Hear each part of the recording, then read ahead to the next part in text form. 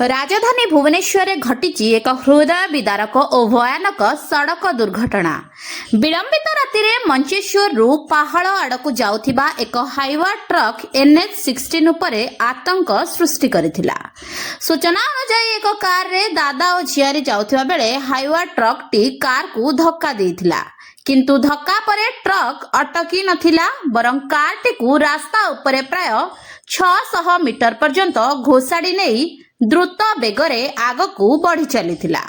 Mancheswar Gangua bridge उपरे घटिथिबा एही दृश्य देखि उपस्थित लोकंक मनरे भय खेली जाइथिला। घटनार खबर पाई पीसीआर टीम तुरंत सक्रिय होइथिला। पुलिस ट्रक टीकू पिछा करी पहाड़ निकटरे ब्लॉकिंग करी अटकाइथिला। परे अभियुक्त ड्राइवर को गिरफ मध्य करा जाइथिला।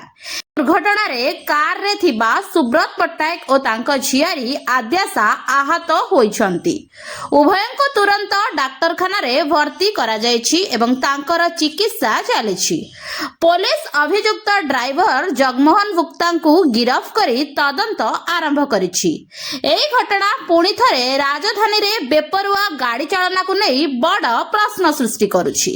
एही घटना उपरे आपणकर मत कोन? बेपरुआ ड्राइविंग विरुद्ध रे आहुरी कड़ा कार्यानुष्ठान हेबा दरकार कि कमेंट करी निश्चय जणांतु।